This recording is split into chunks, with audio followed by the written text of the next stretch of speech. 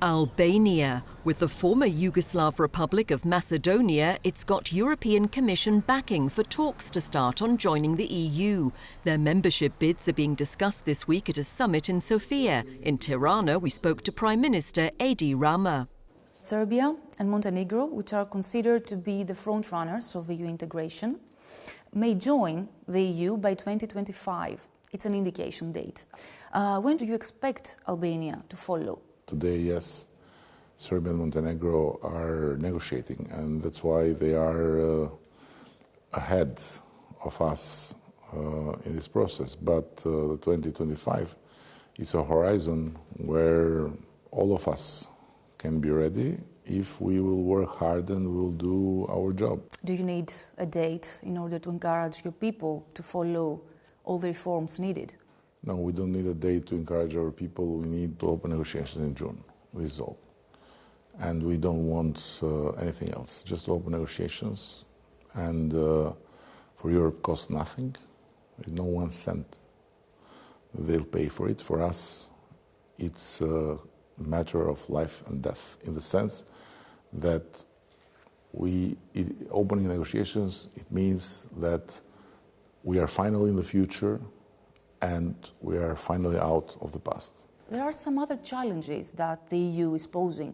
Mr. Juncker recently said that there is still organized crime and that he doesn't want to import this kind of situation in Europe.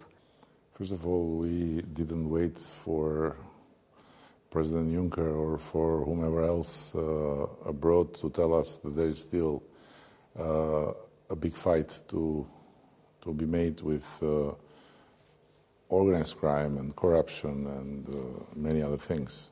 The point is simple.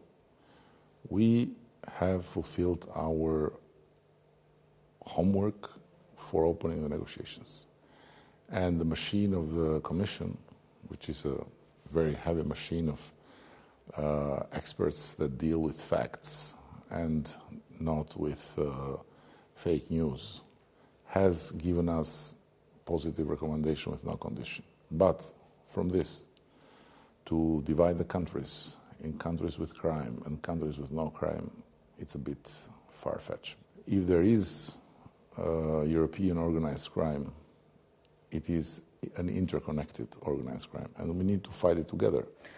Speaking about your internal challenges, I want to talk about a very sensitive issue for the EU, which is media freedom.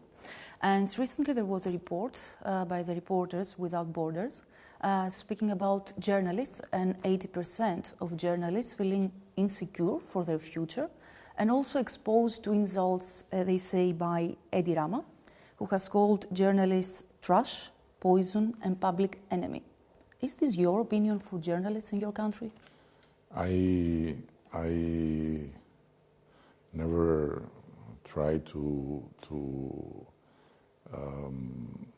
dismiss directly what media sources might say, but when I say trash, it's a way to say in Albanian fake news, because it doesn't translate well in Albanian. So I never insulted a journalist personally, directly. I, of course, express my opinion about the trash media, and we have a lot of trash media in the world today. If they have the right to express their opinions, it doesn't mean I don't have the right to express mine. But the same report says also that the regulatory standards are manipulated in the interests of the government. This is another nonsense, but I don't want to talk about. It's always suspicious when you listen to a prime minister or a president or a politician telling you that the media is lying. But media is lying a lot nowadays, so this is a problem. And I respect very much the solidarity between media and Reporters Without Borders or whoever else is. They do their job, I do mine. We know that in the Balkans there are many Albanian minorities in other states as well. So do you perceive yourself as the leader of Albanian people, or not? In our constitution, we have the obligation to protect Albanians abroad everywhere. But in the same time, I think Albanians have never been better than today where they live. So in Kosovo, they have their own state now. In Macedonia, they are today part of a real revolution in terms of change of approach towards Albanian language and towards Albanian people. In South Serbia, I hope their conditions will improve, based also on the fact that Serbs in Kosovo are treated pretty well and much better. But you recently suggested that you could have a joint leader one day with Kosovo, so this created a lot of reactions. I'm sorry for the reactions, but it was not meant to be a shaking statement. It was meant to be an imagination in a very special circumstance of the 10th anniversary of the Kosovo independence, and where in addressing the Kosovo Parliament as a witness. And I said 20 years ago, this was out of the world. And if someone would have talked about Kosovo independence, would have shaken the world. Today we are here. What will happen in 20 years? And before saying that,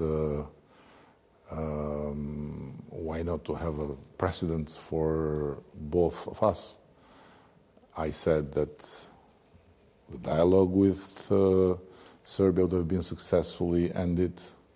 Albanians and Serbs will be members of the European Union. So there were a lot of preconditions to go to the point of precedent for both countries. Do you regret this statement now?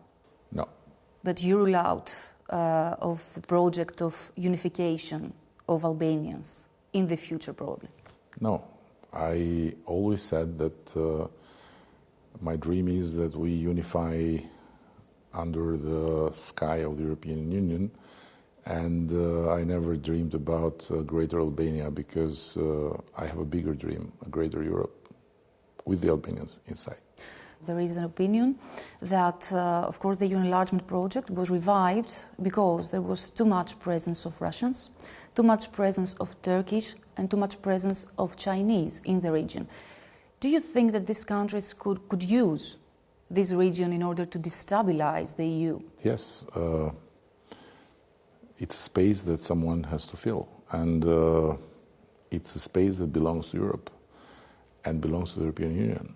So the European Union should really take responsibility for this space strategically, because if there is empty space, of course, will be others that will try to get there and to fill it. Prime Minister, many thanks for being with us. Thank you very much.